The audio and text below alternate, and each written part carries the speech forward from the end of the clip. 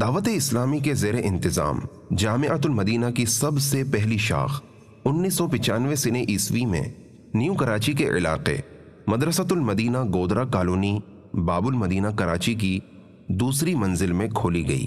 جوں جوں وقت گزرتا گیا جامعۃ المدینہ کی مزید شاخیں کھلتی چلی گئیں۔ تادم بیان 15 شعبان المعظم 1435 سنہ ہجری 162 جامعات المدینہ للبنین قائم ہیں۔ ان کے ذریعے کم و بیش 10,916 طلبہ اسلامی بھائیوں کو حسب ضرورت قیام و طعام کی سہولتوں کے ساتھ درس نظامی یعنی عالم کورس، اور یوں ہی جامعات المدینہ للبنات یعنی اسلامی بہنوں کے جامعات کی تعداد 184 ہے، جس میں تقریباً 8,516 اسلامی بہنوں کو عالمہ کورس کی مفت تعلیم دی جاتی ہے۔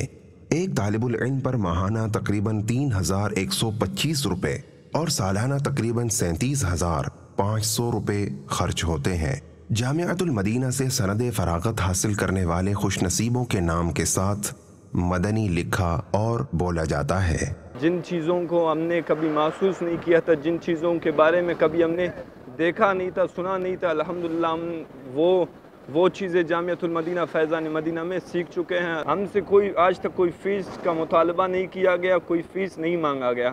ہم جب سے آئے ہیں فی سبیل اللہ پڑھ رہے ہیں، کھانے کی سہولت، رہنے کی رہائش کی سہولت۔ ہمارا مدنی مقصد کیا ہے؟ مجھے اپنی اور ساری دنیا کے لوگوں کی اصلاح کی کوشش کرنی ہے انشاءاللہ عز و جل۔